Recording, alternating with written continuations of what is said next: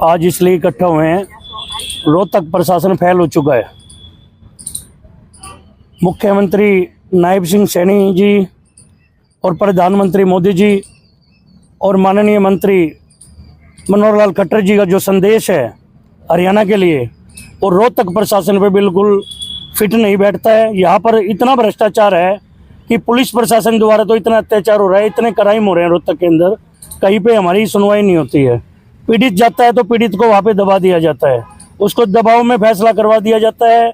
चाहे रोहतक के कोई भी मामले उठा के देख लो, जिसकी हमने व्यापारी प्रकोष्ठ ने पूरे जोर से कहना आवाज भी उठाई है, कहीं हमारी कोई सुनवाई नहीं है, हमारे पे प्रेशर बनाया जा रहा है। आज प्रशासन की बात करूं, पुलिस प्रशासन की, कि रात को 10 बजे मेरे पास कॉल आती है भाइयों की, व्यापारियों की, जिनका ITI ग्राउंड के अंदर गाड़ियों का नुकसान होता है, बैटरियां चोरी होती हैं, बोनेट तोड़ के क्या नाम और एसेसरी काफ़ी नुकसान करी होती है। तो रिपोर्ट देने के बावजूद देने गए हैं तो 1 घंटा इनको वहाँ पे बिठाई रखा है। उनका फैसला नहीं होता कि आईओ कौन है, रिपोर्ट कौन दर्ज कराएगा, कौन लिखेगा।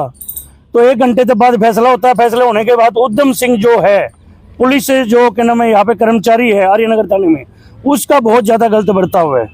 इनको दबाने की, इनको का ये कहा गया चोर इन्होंने पकड़ा, चोर भी इन्होंने पकड़ा, सामान भी इन्होंने बरामद कराया, और उसको सुबह से रोड पे बुला के जब पकड़वाने की कोशिश करी तो चोर के पास एक अर्टिगा गाड़ी थी जो थाने में आज खड़ी है, सिविल के नाम आर्यनगर थाने में। तो गाड़ी थी और गाड़ी में सामान था और उस चोर था। एक चोर तो फरार हो गया, एक मौके पे पकड़ लिया।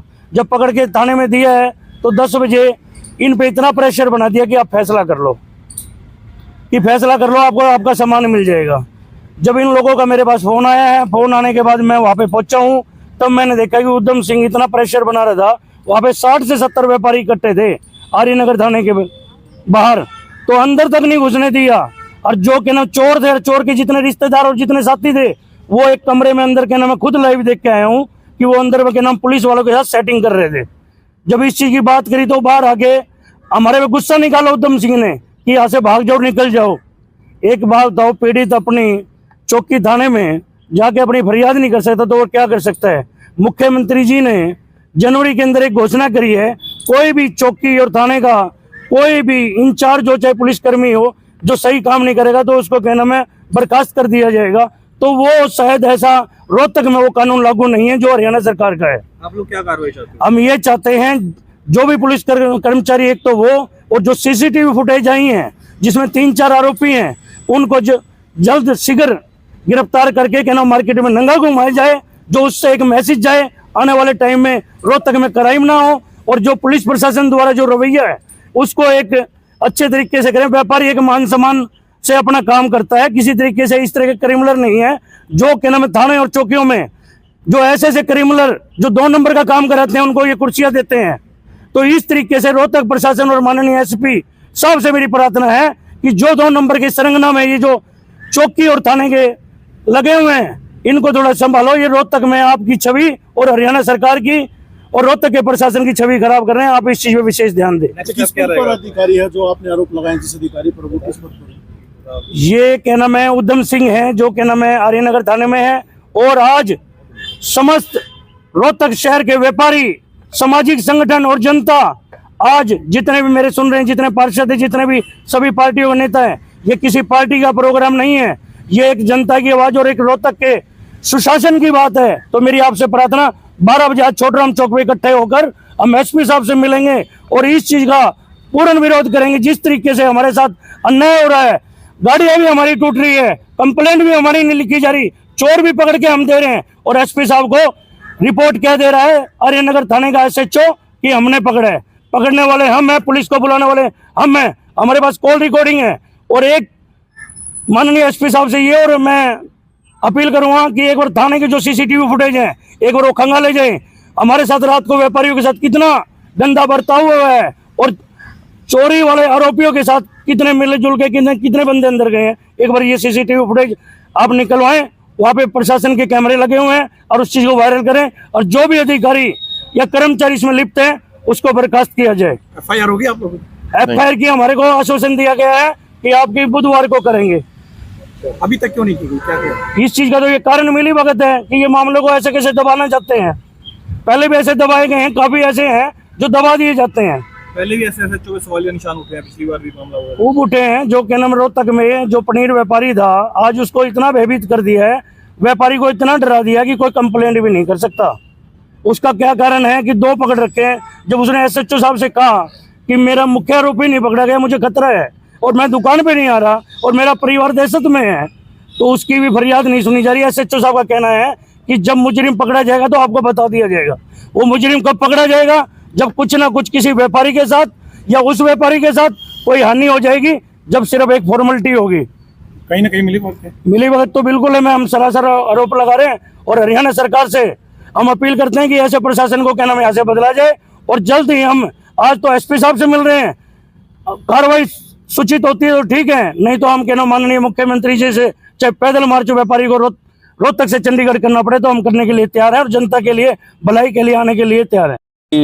और अपना स्टीरियो वगैरह सब कुछ लेके चले गए, शीशा भी तोड़ दिया। कितना नुकसान आपका हुआ? देखो नुकसान तो अभी 50,000 भी हो सकता है, कितना भी होता है तो अब दोबारा लगेगा, इतना मिस्त्री मांगेगा जितना मांगेगा। मध्यम वर्ग के लिए इतना नुकसान होना और सहना मेरे लिए तो बहुत बड़ी बात है जी। अच्छा, कल आप लोगों ने पकड़ा है उनको, फिर पुलिस के हवाले किया है। हाँ जी। पुलिस के पास गए तो किस तरह की कार्रवाई? बस कार्रवाई यही बोल रहे हैं उनको, हम रिक्वेस्ट कर रहे हैं कि हमारे सामान हमारा जो भी नुकसान हुआ हमारा पूरा करवाएं, कैसे ना कैसे करवाएं, मगर आश्वासन कोई भी नहीं दिया गया रात को। पुलिस कार्रवाई नहीं करेगी? अभी तक तो कुछ भी नहीं हुआ हमारे साथ।